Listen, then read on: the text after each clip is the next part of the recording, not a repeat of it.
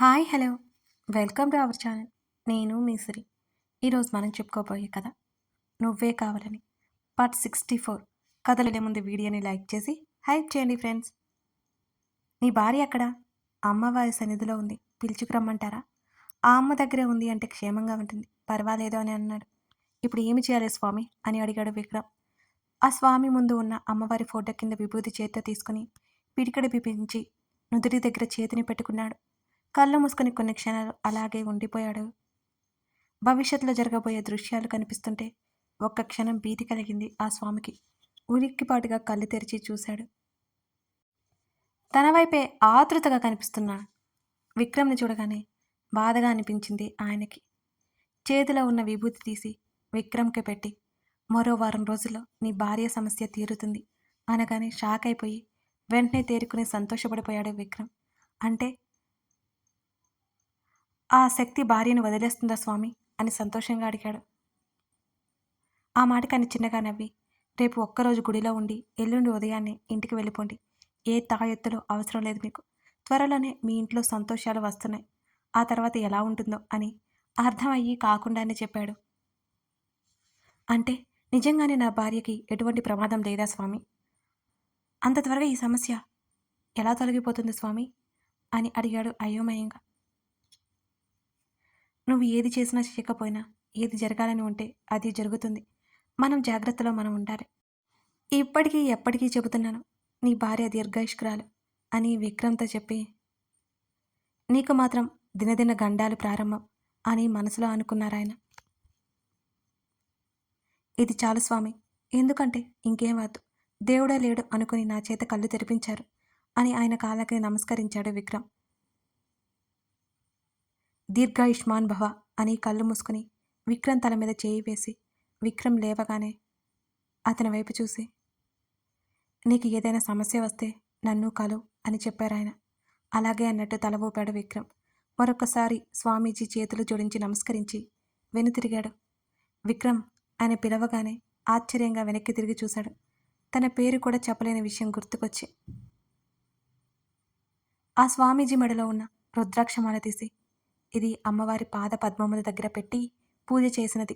సాక్షాత్తు ఆ శంకరుడి అనుగ్రహం కూడా ఉంది. తీసుకువెళ్ళి పూజ గదిలో పెట్టుకో. నిత్యం నువ్వే పూజ చేయాలి. ఇది నీకు ఏదొక రోజు సాయపడుతుంది. నా మాట గుర్తుంచుకో. ఇది నీకు మాత్రమే సాయపడుతుంది అని అన్నారు. ఆయన మాట్లాడేది ఏమీ అర్థం కాలేదు విక్రమ్కి. ఆ మాటలన్నీ విన్నాడు. ఆ మాల తీసుకుని అక్కడి నుంచి అశోక్ దగ్గరికి వచ్చాడు. వెళ్తున్న విక్రమ్ని చూసి దీర్ఘంగా నిట్టూర్చాడు. ఏమైంది స్వామి అని శిష్యుడు అడగ్గా, తన భార్య ప్రాణాల కోసం తన ప్రాణాలను పణంగా పెట్టబోతున్నాడు అని అన్నాడు ఆయన. మరి దీర్ఘాయుష్మాన్ భవ అని దీవించారు, అది జరగదని మీకు తెలుసు కదా అని అడిగాడు స్వామీజీ శిష్యుడు. అతను సంపూర్ణ ఆయుష్తో ఉండాలి అని నేను కోరుకుంటున్నాను. ఆ జగన్మాత ఏం చేస్తుందో చూడాలి అని కళ్ళు మూసుకుని మళ్ళీ ధ్యానంలోకి వెళ్ళిపోయాడు. ఆ రుద్రాక్షమాల జాగ్రత్తగా పాకెట్లో పెట్టుకున్నాడు.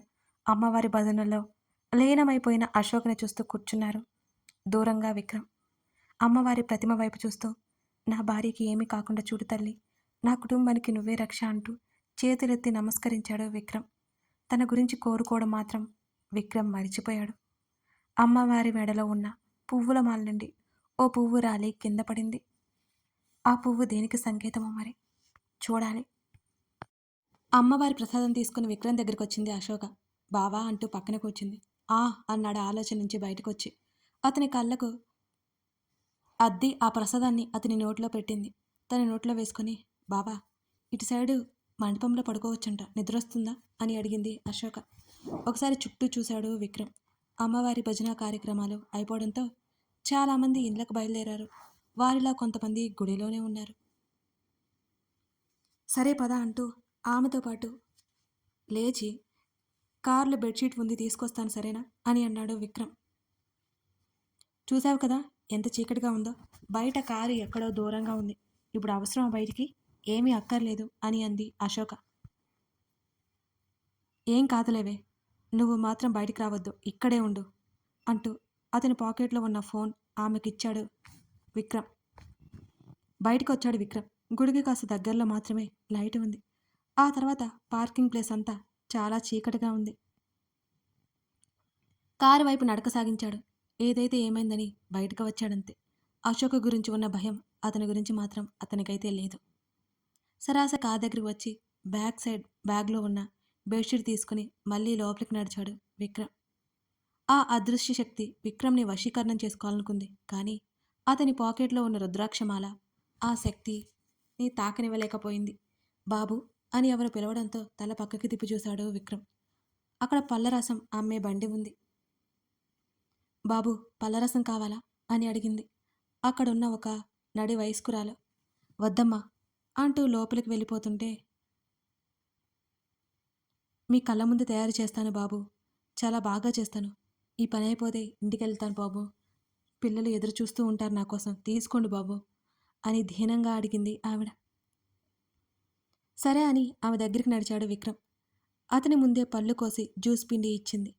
అతను చూడకుండా ఆ గ్లాసులో ఏదో పసరైతే కనిపించింది.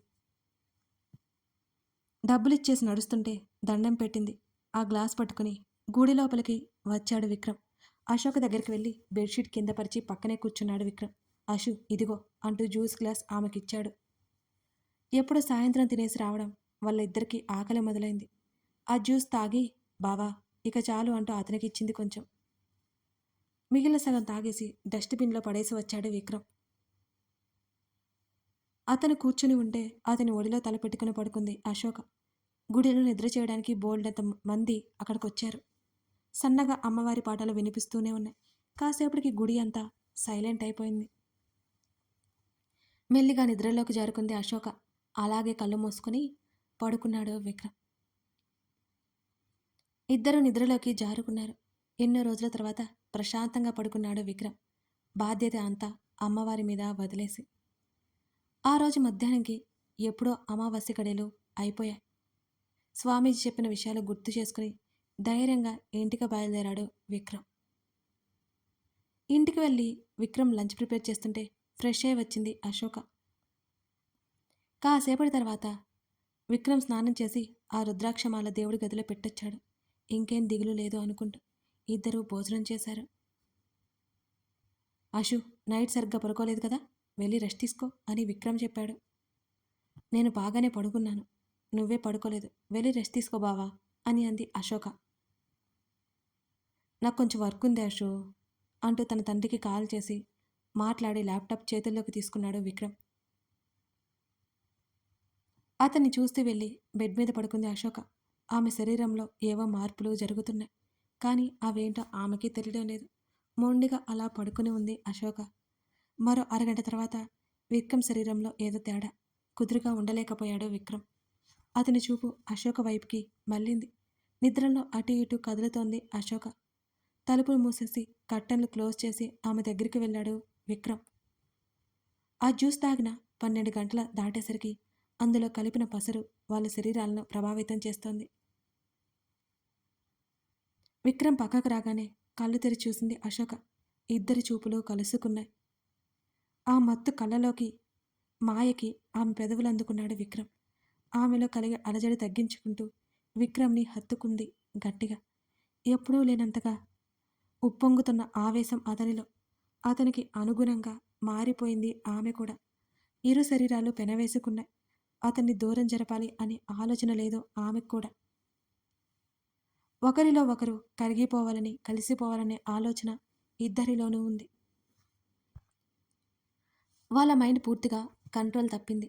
కలయిక సాగుతూనే ఉంది. ఇద్దరిలో ఓపిక నశిస్తూనే ఉంది. కానీ వారి తనువులకు తపన తీరనే లేదు. అరిసిన కన్నులతో చూస్తున్న ఆమెను ఎందుకు వదల్లేకుండా ఉన్నాడో అర్థం కావడం లేదు విక్రమ్కి. క్షణక్షణానికి అతనిలో ఉధృతి పెరుగుతూనే ఉంది. కానీ సెకండ్ కూడా ఆమెను విడవలేక ఉన్నాడు. ప్రణయపు యుద్ధం సాగుతూనే ఉంది. కాలంతో పోటీ పడుతూనే ఉంది. మరుసటి తెల్లవారుజాము వరకు ఒకరినొకరు అసలు విడవలేదు. అలసిపోయి నిద్రలోకి జారుకున్నారు ఆ ఇద్దరు. మధ్యాహ్నం ఎప్పుడో మెలకువ వచ్చింది విక్రమ్కి. కళ్ళు తెరవాలి అంటే బద్ధకంగా అనిపిస్తోంది. బలవంతంగా కళ్ళు తెరిచి చూశాడు. అతని హత్తుకుని పడుకుని ఉంది అశోక. ఒక్కసారిగా ఏమీ అర్థం కాలేదు అతనికి. ఆశ్చర్యంగా తమను తాము చూసుకున్నాడు విక్రమ్. ఏం జరిగిందో మెల్లగా గుర్తు రాసాగింది. అసలు అతను బ్రెయిన్ అతని కంట్రోల్లో లేదు అనే విషయం గుర్తొచ్చింది. అతనికేమీ అర్థం కాక నుదురు రుద్దుకున్నాడు కాసేపు. అశోక్‌కి డిస్టర్బ్ అవ్వకుండా లేచి ఫ్రెష్ అయ్యి వచ్చాడు. అతనికి అర్థమైంది. తెలియకుండానే ఒకరోజు గడిచిపోయింది అనే సంగతి. ఎంతగా ఆలోచించినా ఏమీ తట్టట్లేదు. అప్పటికే ముందు రోజు మధ్యాహ్నం చేసిన భోజనమే శరీరం తేలికగా అనిపిస్తుంటే అశోక్ దగ్గరికి వెళ్ళాడు. ఆమె ఎంత నీరసపడిపోయిందో అనుకుంటూ. అషు, అషు అన్నాడు ఆమె చెంప మీద మెల్లిగా తడుతూ.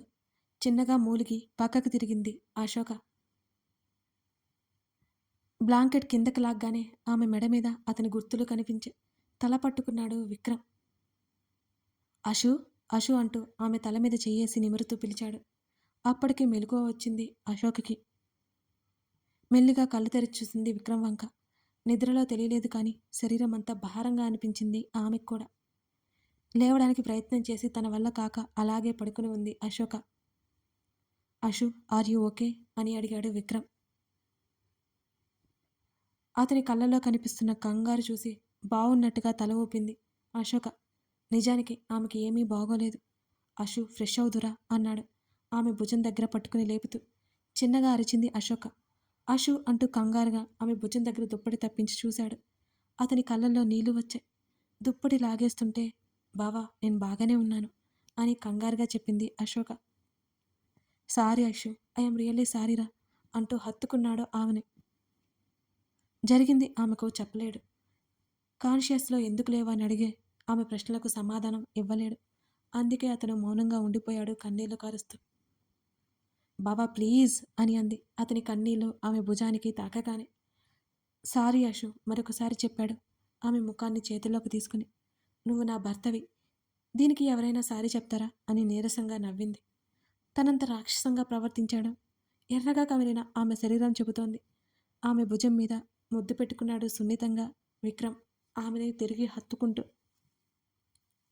కంట్లో తిరుగుతున్న నీళ్ళని బలవంతంగా ఆపేసింది అశోక. శరీరం సహకరించడం లేదు ఆమెకైతే. అసలేం జరిగిందో ఆమెకేం గుర్తు రావడం లేదు. అషు, ఫ్రెష్ అవుదురా అని ఆమె చేతిని పట్టుకున్నాడు విక్రమ్. పర్లేదు బావా, నువ్వెళ్ళు, నేను ఫ్రెష్ అయి వస్తాను అని అంది. అతను ఎక్కడ బాధపడతాడో తను బాధ చూసి అని. అషు, నిజం చెప్పు, నువ్వు బాగానే ఉన్నావా? డాక్టర్ని తీసుకురానా అని అడిగాడు విక్రమ్ ఆమె చెంప మీద చేయి వేసి అడుగుతూ. అతని చేతులు తీసుకుని తన పెదవుల దగ్గర పెట్టుకుని, ఏంటి బావా నువ్వు చిన్నదానికి భయపడిపోతావు? నాకు భయం అంటావు కానీ నిజంగా నీకే భయం బావా. నన్ను ఎత్తుకో అంటూ చేతులు చాచింది అశోక. నిజానికి నువ్వు బాగానే ఉన్నావా అంటూ బెడ్షీట్తో పాటు ఆమెను చేతుల్లోకి తీసుకున్నాడు. ఆ బలవంతంగా నవ్వుతూ అతని మెడ చుట్టూ చేతులు వేసింది. రోజు ఇలాగే మోసుకెళ్ళు బావా అని అతనికి అనుమానం రాకుండా నవ్వింది అశోక. ఆమె తల మీద ముద్దు పెట్టుకున్నాడు అప్రయత్నంగా విక్రమ్. ఆమె చెబుతున్నట్టు నిజంగా అంతా ఓకే కాదని విక్రమ్కి తెలుసు.